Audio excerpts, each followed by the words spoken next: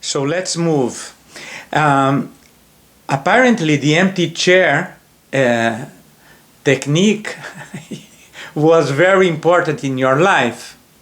Yes. It still is important in my life. Still, you still do that? Oh yes. Normally? Yeah, I've done it. I've done it with my daughter is a psychodramatist. So I've done it with my daughter. I've done it with Donna, and my Donna helping us. Donna, who's here, this Donna.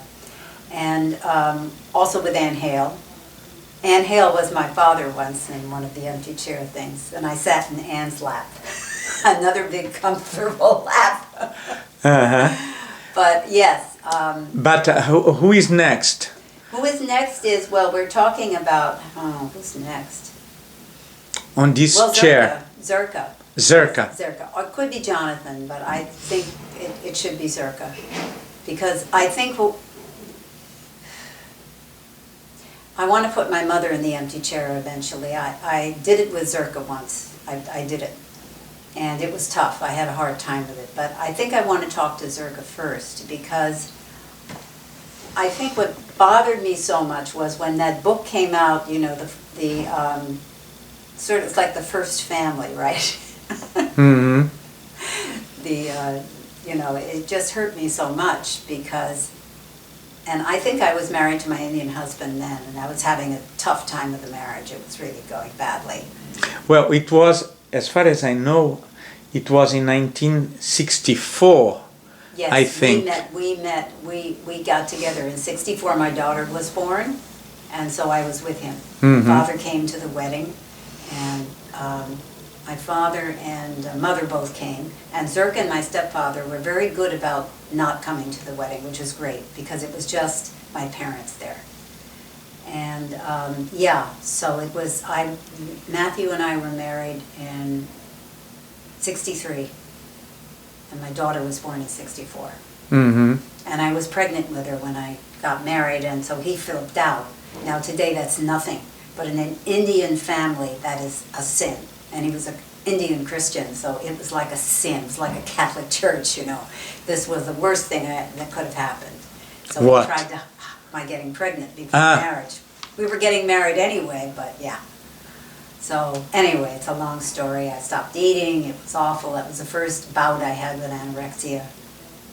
And anyway, when Zerka found all this out only later after my daughter was born, she was terribly upset that I had gone through this. And she thought it was wrong that he had made me so upset about this. And, well, of course, she's not Indian.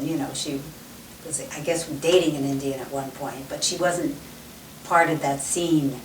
And so when Miriam was delivered in New York, my father and Zerka came loaded with gifts and just embraced the baby, embraced me, just totally, things changed dramatically. It changed dramatically. So what do I want to tell her now? She's gone. Her ashes are in Jonathan's house. And I can't talk to her anymore. But I'm going to now in this chair. She's here. Yeah. Mm-hmm. Oh, Zerka, you're looking well. You're sitting up. I'm so happy to see you. I miss talking to you, and in many ways I miss you. My mother's gone, my father's gone, and you have become a very important parent symbol for me now. And so when I see things like, the American, the psychodramatic family, and I'm not in it, I feel hurt. And I know that you may not have intended to hurt me or my father, but I was part of it. I'm Jonathan's sister. He's my brother. I don't feel any differently about him. And I never referred to him as a half-brother. He's my brother. And I never called you mother, but you were like a mother to me. And you did so much for me that I appreciated growing up. You made clothes for me before you lost your arm, and even after your arm, you used to paint pictures for me. You helped me with my homework. You helped me with my college applications. You spent so much time doing stuff for me. And so it hurt me when that book came out. It really did. And especially because I was having such a difficult time with Matthew, my husband. I really needed to go to you, and I didn't go to you, and I didn't go to my father because I was ashamed. I wanted to be perfect. And you were so proud of me because I married a man who was a Fulbright scholar. And I miss you.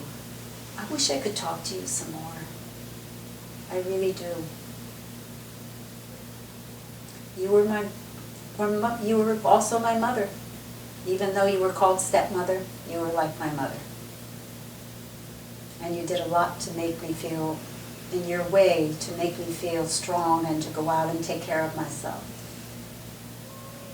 And I know you cried when you read what I'd written about the way the abuse was going in my marriage, and how happy you were when I met Janusz. You really connected to Janusz, and he connected to you. And there was a lot of healing that happened between us in that period after my mother died. So, I don't know what you think now, where you are.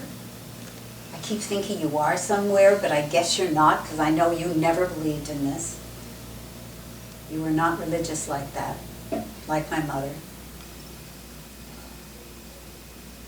So I'd like to hear what you have to say.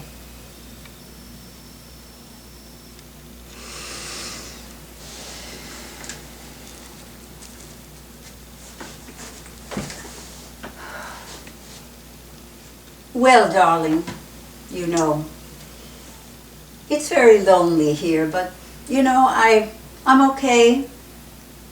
I had a wonderful life, an exciting life. Some things were very sad. And I'm sorry. I'm sorry I hurt you. You know the letter I wrote you. It's over on the stand. You can go and get the letter. I need to read this. Mm-hmm.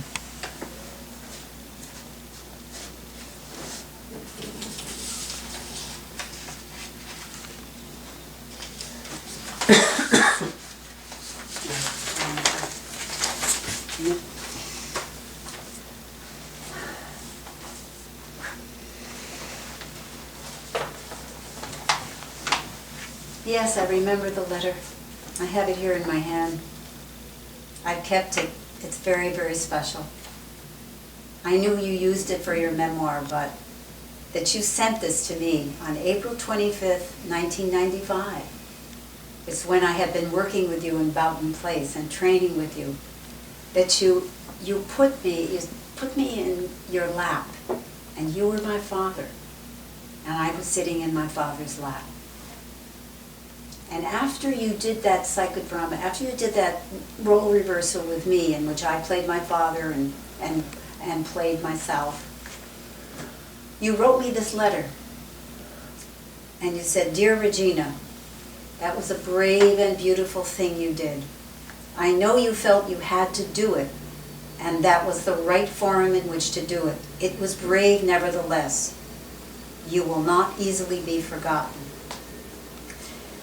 I want you to know that I was well aware at the time your father answered and I clicked that I was breaking a number of taboos and that nice middle-class Jewish girls were not supposed to do that.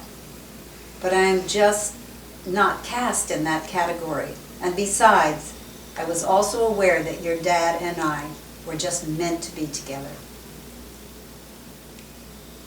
I would also like you to know that I suggested at one time that I should leave and go as far away as San Francisco or some such place and start all over again to live my life, and that maybe if I were away, he and your mother might work it out and get back together again.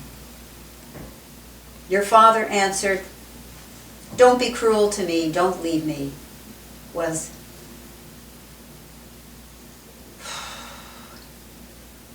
was my response. And if I did, he asked me not to leave him. He begged me not to leave.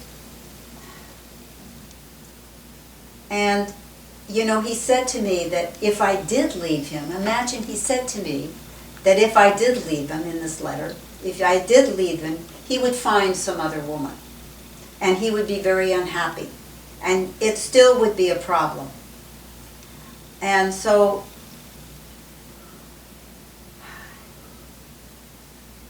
I said to him, look, you'll find someone else. And he said, no, we're meant to be together.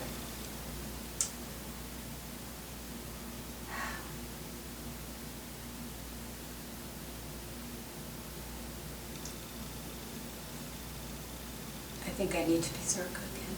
I need Zerka. Please. Okay. Darling, stop reading. Let me tell you more. I know it hurt you, and I know I hurt you. I hurt your mother. I was not too thrilled about getting married. Would have preferred to stay Miss Toman because I rightly suspected that your father really did not want to be married to anyone. He decided we should be married, not me. He wanted to secure my future in dignity, and he knew that if, when he died, your mother would make my life very complicated and perhaps take me to court. And I might have a very hard struggle then, complicated. And also, on some level, he was afraid that I might find a younger man. He managed to find a few younger women. And that was a very hard struggle for him. And also, at some level, he was afraid, on some level, he decided we should have Jonathan so that I would not be left alone when he was gone, and thought that I would feel deprived by not having a child of my own. And he decided we should have, that when he was gone, and he's gone. He's gone. And you and I are here. And I want you to know that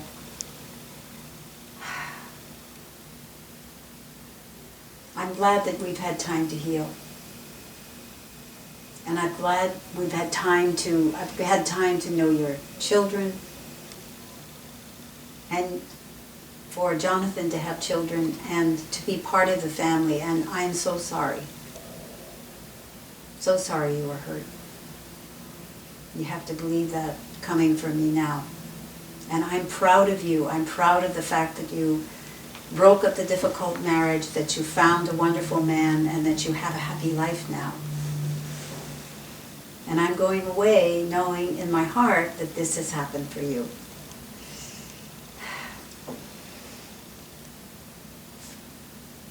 I stop. Oh, yeah. Still Zerka? No, Zerka's gone.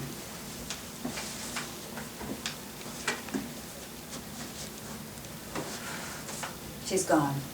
You're gone. I can't even talk to you now. I can't hug you. I can only remember the picture of us together at the ending, at the very, very end.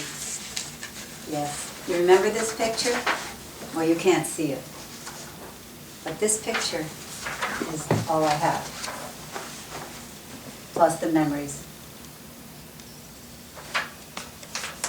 And how wonderful it was for us to be together like this. You were still who you were. You still wanted me to, you know, sit up straight and, you know, eat the proper amount of food, and you were still Zerka.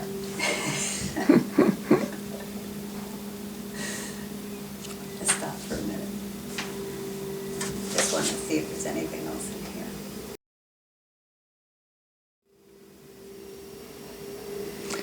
You want to stop? Yeah, for now.